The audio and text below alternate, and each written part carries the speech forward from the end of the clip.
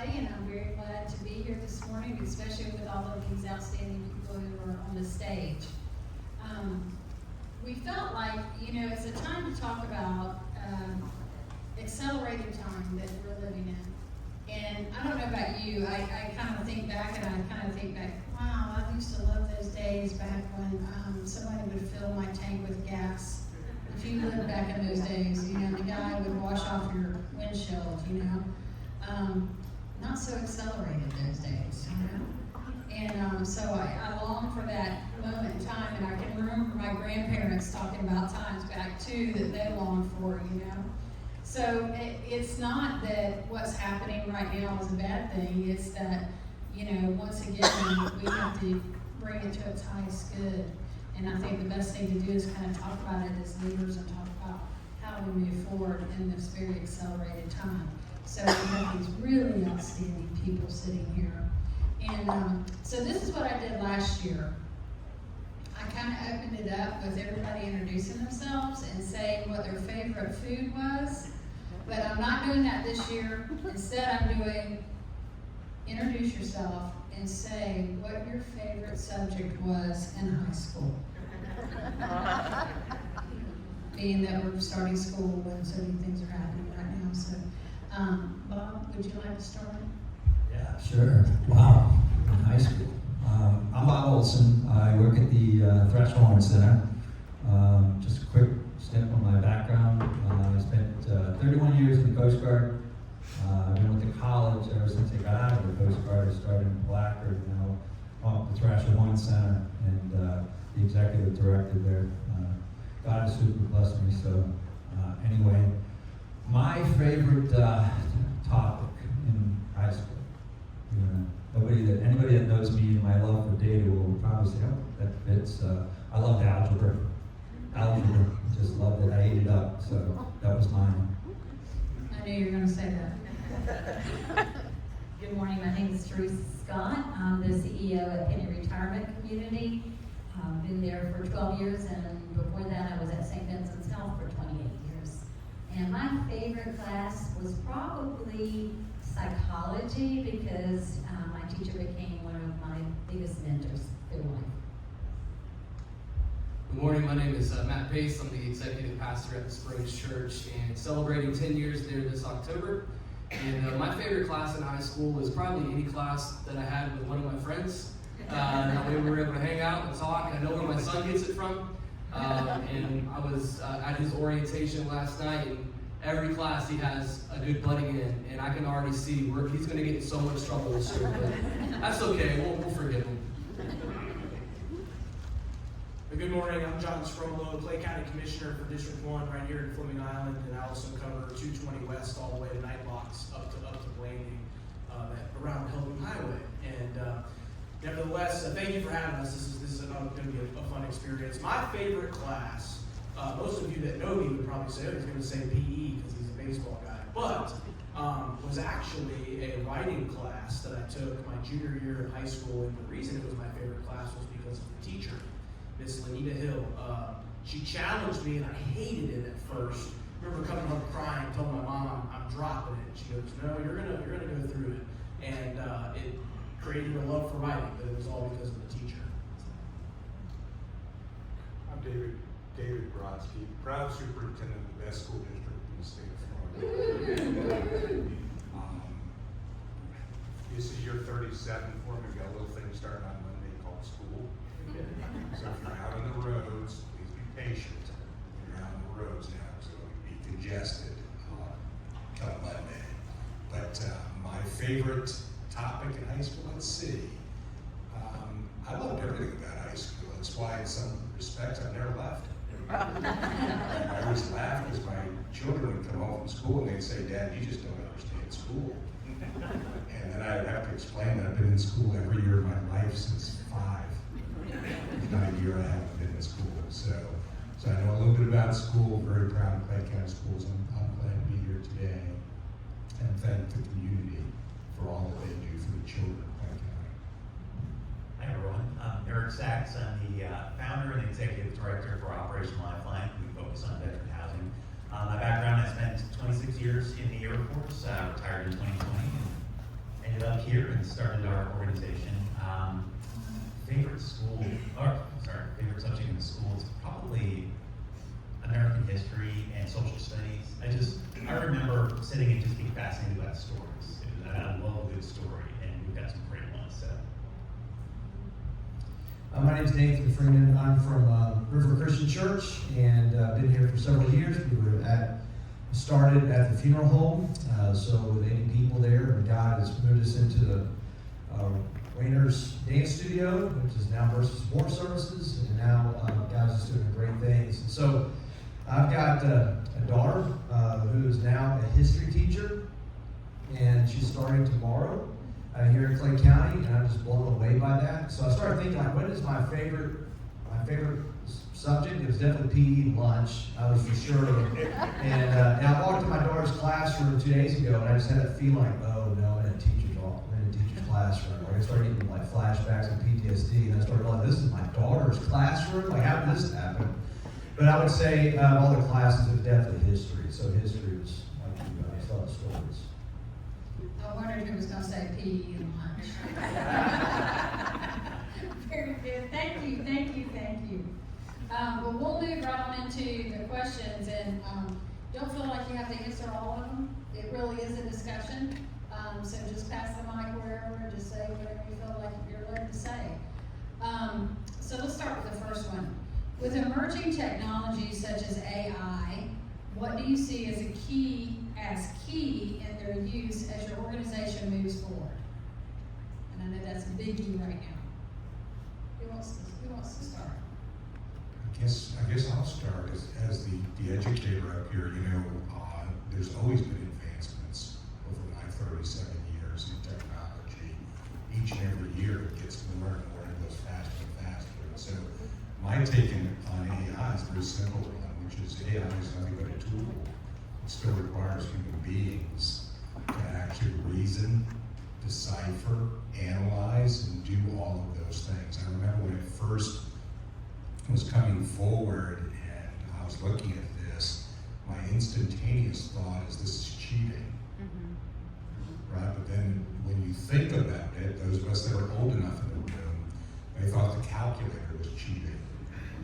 Right? Because now you have this thing, you punch the numbers in, and just like the calculator, you can punch the numbers in. If you punch the numbers in wrong, you have to be smart enough to know that you didn't put the numbers in correctly, because the answer you came up with makes no sense whatsoever. Now let's translate that to AI. It's the same thing. You can't just pop it into the computer and then think it's correct when it comes out. A little true confession, I do use AI routinely in the job that I do, and sometimes it's helpful to come up with phrasing of words in particular, but you still have to take that and then mold it into your own. I do worry about the increase of it and how quickly it increases, because sometimes younger folks adapt to it more quickly than the other folks, meaning our teachers and folks that are older. And so I worry about the gap in technology that exists between generations. But if you think of it as nothing but a tool, and a tool that can be used, but also it can be used not properly. I'll give you an example. I'll get emails from people, and they'll be very lengthy, bulleted emails. And you can actually take information, if you copy and paste it into an AI detector, it'll tell you what percentage of that is AI or not. And so I'll get people that will ask me questions that have no idea what they're asking me. And then I'm using my time and resources to answer responsibly to folks. And so I've kind of learned a little trick, and that is when I get that, I usually respond back and say, hey, I've been receiving your email. If you'd like to discuss it further, please give me a call. Here's my phone number. Right? Because they're not even sure the question they asked. They just went to AI and said, hey, compose an email to the superintendent of schools on this topic. Make sure it includes this, this, and this. And then I'm there trying to answer an email that'll take me 30 or 40 minutes to research for questions that they aren't even sure to ask. Right? So there's dangers to the technology. But My simple way of looking at it is it's nothing but a tool. It's what to teach people to use it as a tool. Remember when spell check came out? That was cheating too, if you recall. Same with grammar check and all the other stuff was cheating. So I think of it in the same vein. Okay, thank you. Oh boy, everybody's got something.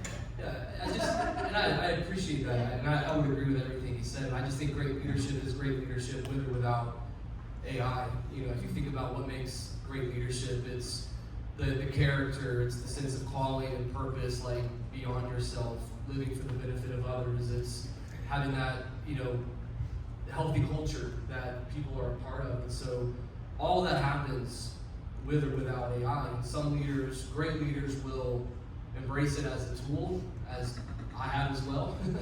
And some leaders will look at it as a threat and either avoid it or put tight restrictions around it. And either way, they're still great leaders.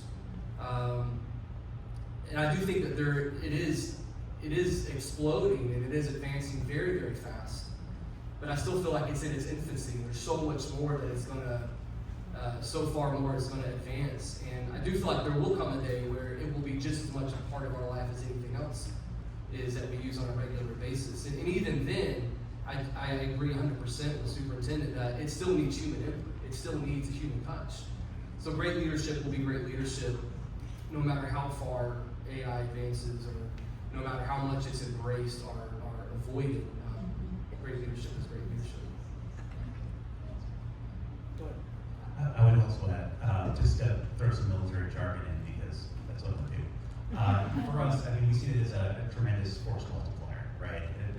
It's our organization, I can just speak to us, would not be where we are if it were not for AI. Being able to do a lot more with less, giving me, lowering the bar for entry into certain things, it does as well. My entire, you heard, since I was 17, I spent that entire time in the military. Came out in my mid-40s, and now I'm jumping into two new industries, you know, construction and also nonprofit, and the learning curve is significant. And I could spend another lifetime, you know, a career trying to get to a certain level, or I could have impact now, right? I can learn, and it's not taking it just, you know, for granted or add what's spit out of it. But I don't know if the rest of you use it this way. I have conversations with AI, right? We'll go back and forth, and I'll ask follow-on questions, and I'll ask for references, and then we'll dive in deeper. And then I'll also look at, I'm one that I love lots of ideas, diversity of ideas, things, what have I not thought of? You can ask, what have I not thought of? Right? And so why would you not take advantage of this incredible tool? But I will go back to it is simply, at the end of the day, it is a tool. One of the things that's what school is all about, right, is first, you need to understand the principles, right? That's my concern. My background also on the education side is communication. I'm a communication major, and we talk about social media and how everything's changing. But again, at the end of the day, it's just another tool. It's ultimately back to the basics of what communication is. So that still needs to be taught at schools. I would be concerned that you've got to learn how to walk before you run, right? That kind of thing. I want to make sure that people are learning the basics of how to do these things before they add the tools, which are a little bit of cheating. But again, there's that double-edged sword there as well. The triple edge of it is the fact that there are some positions that we do need to worry about that will go away, and that's happened, you know, throughout history. There are positions that technology makes no longer necessary. You need to be prepared for that and look toward those things. Okay. We're gonna move on to the next question. Does anybody have something burning they have to say? Well, I just, the other thing just any emergency technology, not just AI, because I deal with technology up in the Thrasher Horne Center. I always tell folks to avoid the all-in approach. This is magical dust. You really, as a leader, really need to know your organization and how that particular technology is going to help or hurt you. Obviously, they hit on the threats, because I definitely agree with it. It's a tool. Emerging technology that we've recently just kind of implemented involved in our security screening, things like that.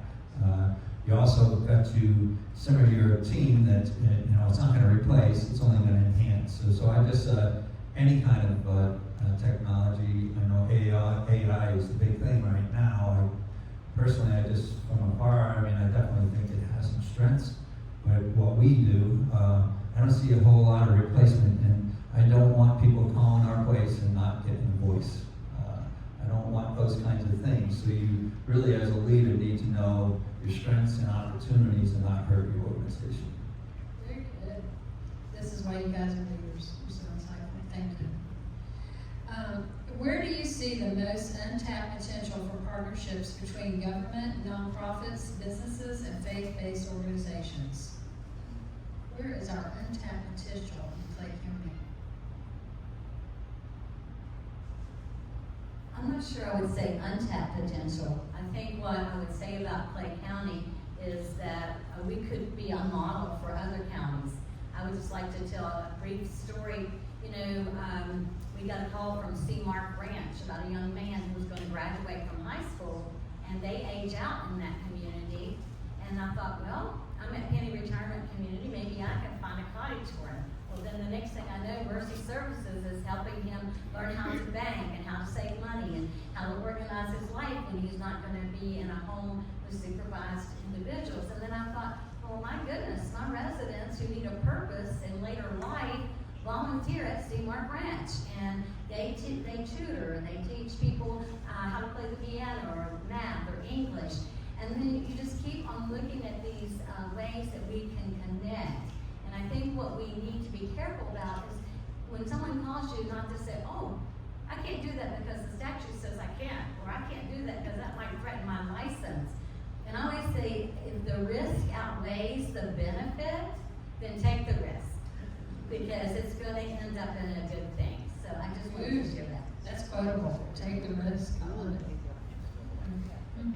So I would say, I would agree with you that after getting to see many local governments throughout the state through some conferences that I went to with other county commissions, Clay County is the best. I'm just telling you straight up. I mean, you look at other jurisdictions in the state of Florida that really struggle with this in collaboration. And I think in two sayings: one, communication prevents disaster, but communication also promotes collaboration, right? And I think as you mentioned, answering the phone and finding solutions is important. I think one of the things that all of us deal with, whether we work for a non-for-profit or work for a government agency or even a church, is we all have different guardrails in our industries, right? So I think the tough part is finding ways to creatively combat those guardrails. A great example is a partnership that here in Fleming Island at Armstrong Park with Fleming Island Athletic Association.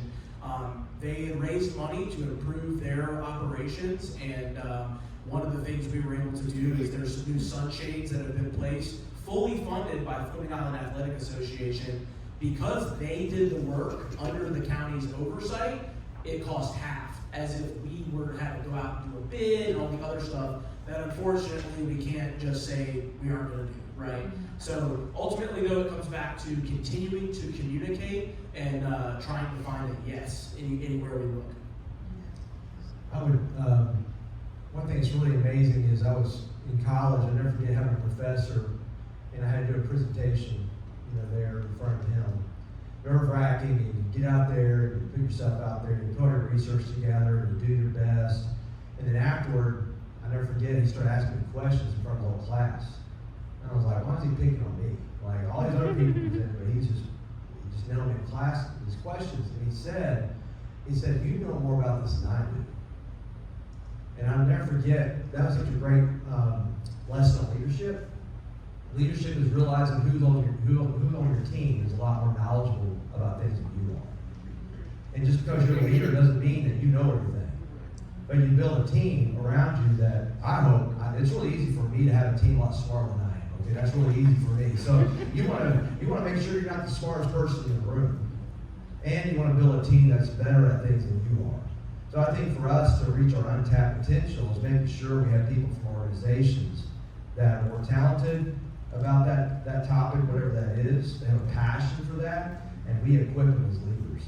So I would say making sure you get the right people on the bus. And it may not be the leader. It may be somebody else who's a lot more effective at that than we are.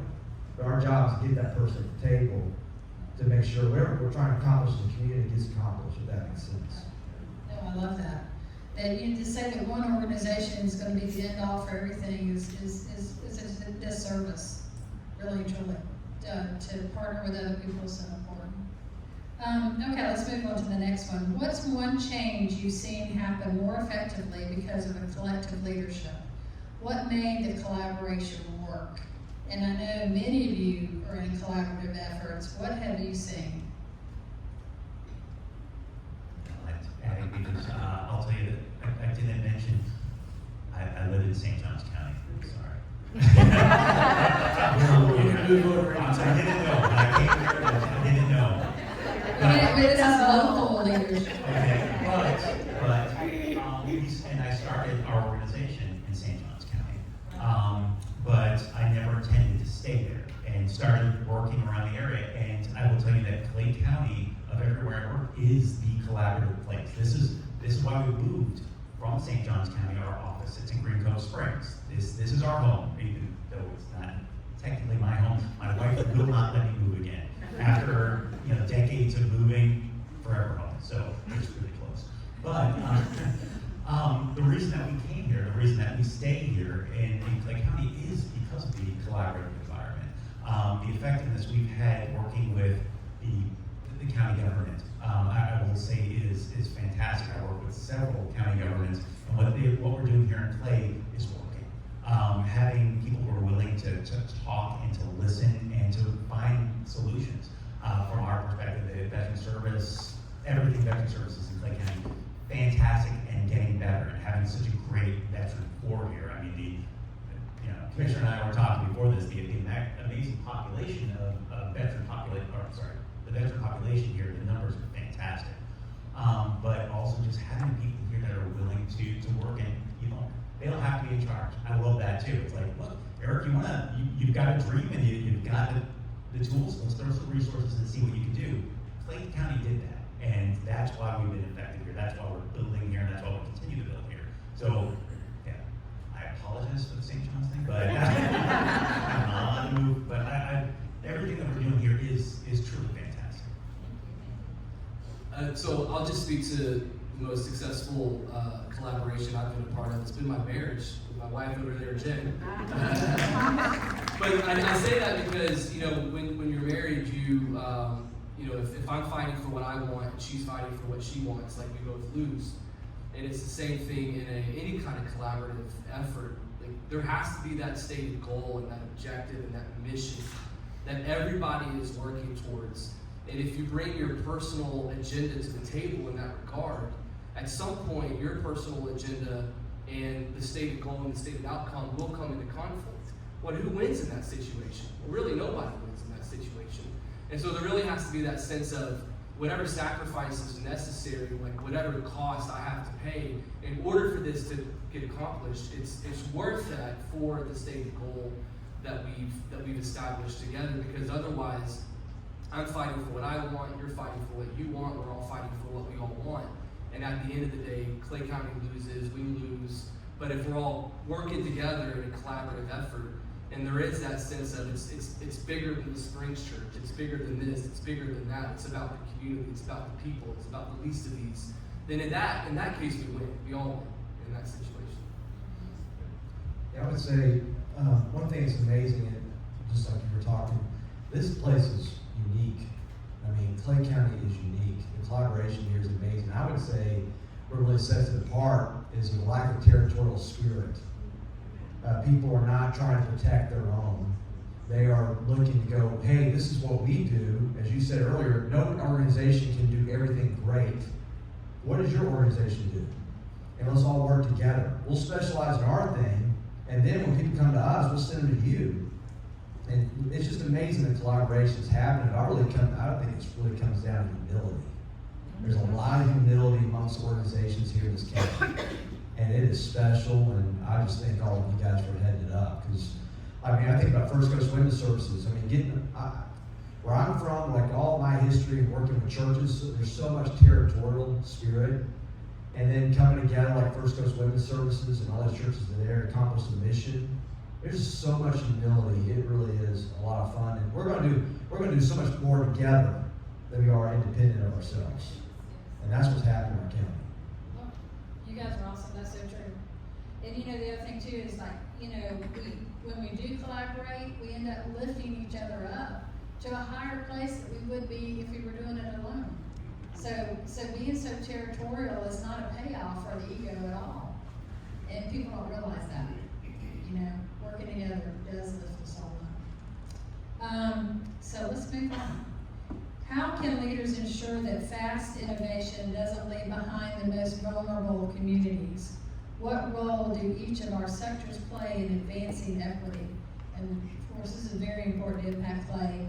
How do we not leave people behind as we move forward?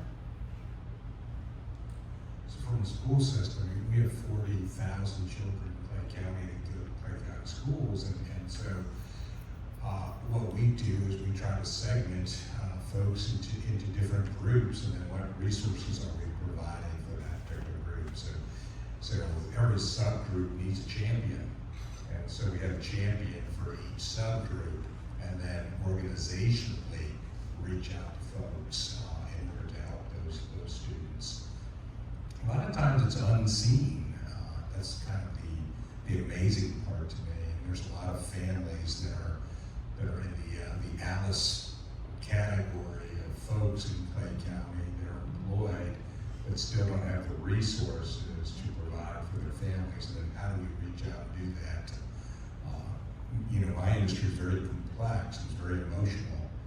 When you have other people's children, even the smallest thing becomes a big deal. So how do we provide the services that everyone needs in a way where we have to reach out and rely on folks like Impact Clay, like Mercy, like many of the groups that are in here today in order to help those students. So that we have to provide the resources that connect with it. I'm always amazed at how people call me like I know everything. Like I get emails about bus schedules, chicken nuggets in the cafeteria, you name it, because my name is on the front of it. And so the reality is you just have to have good people. And those people have to then respond to the mission of helping. There's no doubt that's really what the school system's about for people. You know, ultimately we want students to learn, that is the end goal. But if you're in desperate times, your ability to do that diminishes. And so you have to provide those barriers, get rid of those barriers first in order to ensure success. I think we do that very well in Clay County. I'm always impressed. There's like a tagline that I say all the time: Clay County is a great place to live, it's a great place to work, and it's a darn good place for kids to go to school. And I mean all three of those things, very sincerely. So we do have a lot of things going very, very well in Clay County. Always look for improvement. That's the mindset, the growth mindset. Well, as you know, I'm pretty heavily involved in a few nonprofits, a little involved in Mercy, and I'm a little involved in the Way, and I have been involved in a lot of different things within the community, from the chamber to the fair, and but it really, I think one of the biggest things is a continuous education of our needs. It's nice to hear the word Alice down there. I don't know how many times I've been in conversations with folks a higher level that don't know that term, and don't know right here in our backyard, many of us live in some nice little areas, how much need there is in our county. I first got involved in Mercy. Us military guys are kind of the kind of folks that when we do something, we're all in. And started doing that research on Alice and understanding it. So I really, whenever I go into anything, I call it my sponge stage. About 100 days of education, so I can figure out vision and goals and how it can have some positive impact as to the organization. And then the organization, we adopt the whole we attack. But the Alice perspective in this county, I think it's a continuous education. Don't assume anyone in this county knows the need in the county. For anyone who's up at the Thrasher Horne Center in St. John's on back to school bash day, you will see, and you would have seen visually, the need. 2,300 people that went through that day. All those folks in need. So I think we all have the responsibility to continuously educate folks, and that's a big thing in us making sure people realize the needs that we have in the county. Yes, thank you. I would also say that when innovation involves technology, that's when we really need to have some deliberate planning to make sure that we're not leaving people behind. Some of the things that we like you're saying, assumptions, and things that we take for granted at certain socioeconomic levels don't extend below our particular level necessarily. Just a simple thing, getting into this and helping to try to get people through application processes for federal grants and state grants and other things like that. People don't have printers. It's just one of those, oh my gosh, you don't have access to a printer. How are you supposed to print this out, sign this, get it to whomever? These are just simple things that we take for granted because, yeah, sure, I've got a printer at my house. But there's other things I've noticed. Again, we've got to be very careful with the assumptions, especially when it comes to technology and the innovation, like I said, so that we aren't leaving people behind. Yes. Oh, so very true. I have to say, with our impact play train, we've had to really look at that because it's still important that we have handouts that go out to certain areas. You cannot rely on social media that you're getting the word out. Just like you're saying, people don't have printers, people often don't have internet. People don't have transportation to even get to the train as far out as we're going. So there's so many other factors we have to look at and make sure that we're making things as simple as possible and also not taking for granted that people have technology. So thank you for all that. Okay. How can, if you had one piece of advice for emerging leaders trying to lead change and build partnerships across silos, what would it be? So I would say the importance of your network can never be understated. And I think sometimes the piece of advice that I would give to people is never miss the opportunity to introduce yourself to someone and find out a little bit about their story. I think it's, this is my personal experience. I'm very brand new to politics. I've been in education, worked for this guy for a good amount of time. And, I think the one thing that I've learned through that is the power of relationships and the power of collaboration, which is exactly why we're here doing this today. But none of that happens if you don't take the lead to say, hi, I'm John, how are you? And start that conversation. But really building that network of people, because you just never know when a situation to help improve your team or organization is going to come up. And oh yeah, I met Nathan 4 years ago at this event, but now we get to work together on the same team, all because we had that conversation. I would just like to say, I think that we need to talk about empathy for each other in the situations that we're in. I would have never thought I would get involved in building a home for 12 men who were first-time offenders in Green Cove Springs, Florida, right? Well, here I am, I'm building a place and helping an organization do that. And it's just like the superintendent, I don't know anything about children with challenges in learning, but we have the WOLF program on our campus. And it was about hearing their stories and being empathetic and saying, I think I can help. If somebody else can just educate me on what you need, or we can connect with somebody else. But empathy and connection and collaboration is so important. Also resources. I'm back here looking at Steve. If nobody doesn't know Steve Hollingsworth, you should get to know him with Clayton. He's just super great with his grants and always reaching out to help us in our nonprofit worlds kind of achieve special projects. So reach in your pocket, be empathetic when someone calls and say, hey, I'll listen.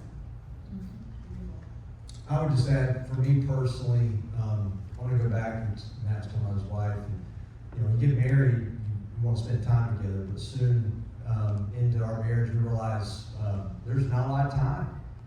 And it was almost a couple of years before we probably went on our first date, to be honest with you. Just got into it and also became all consuming.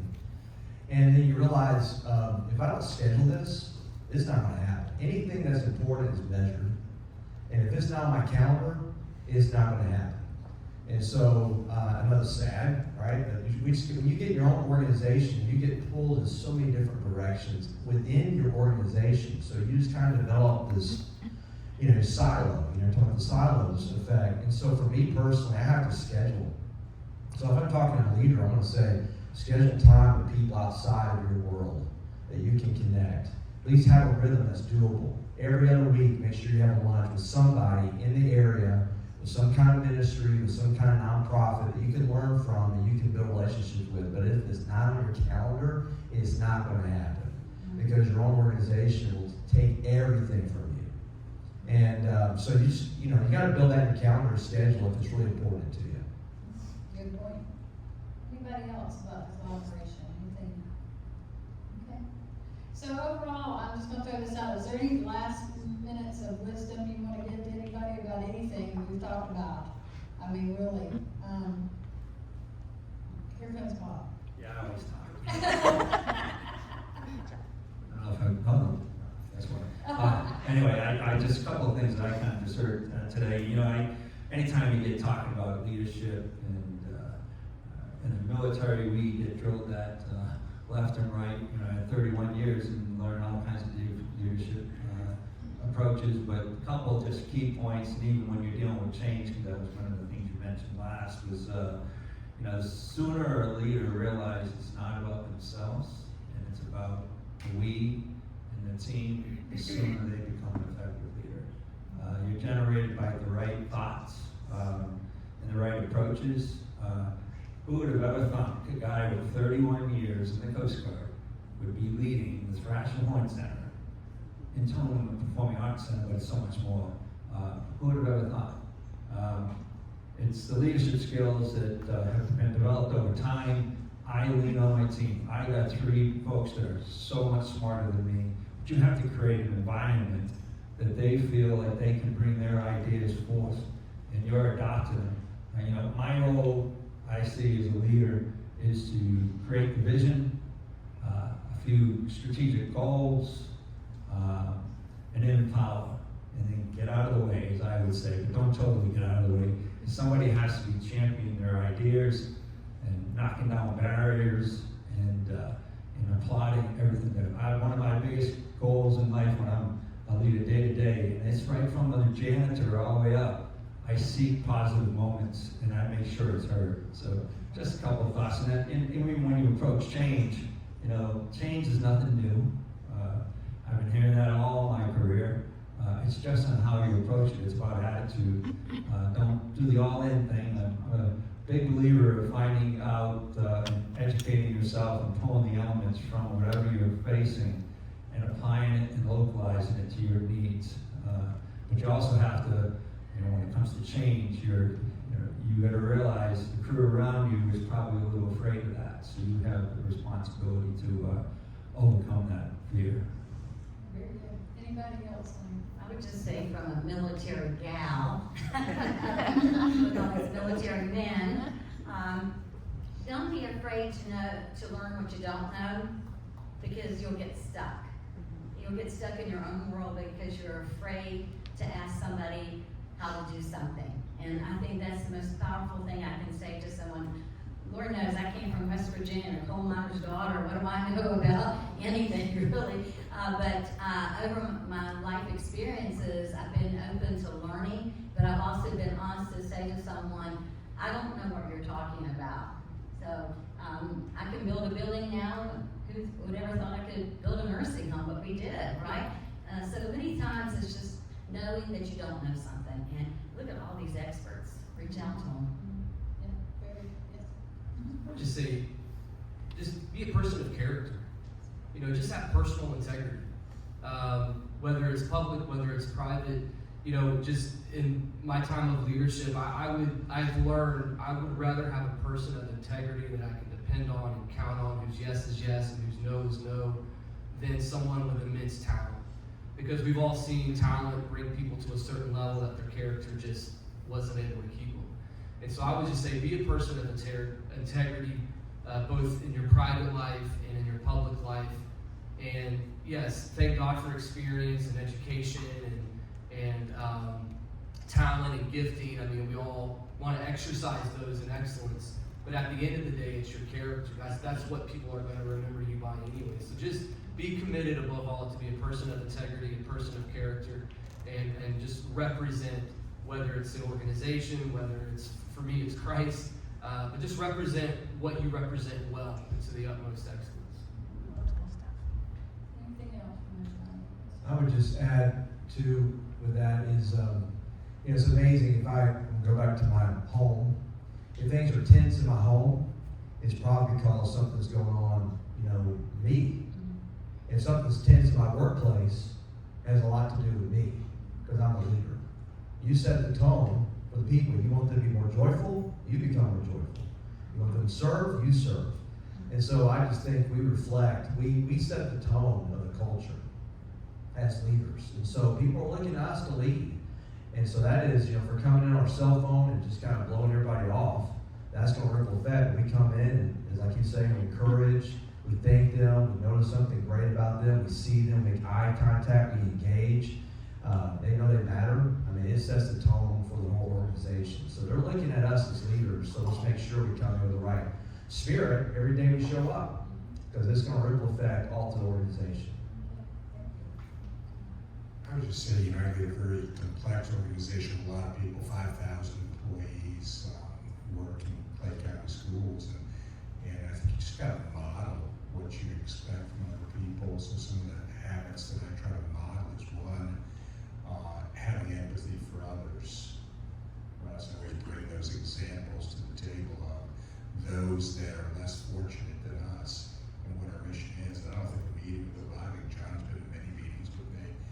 I always talk about kids. How does this affect kids?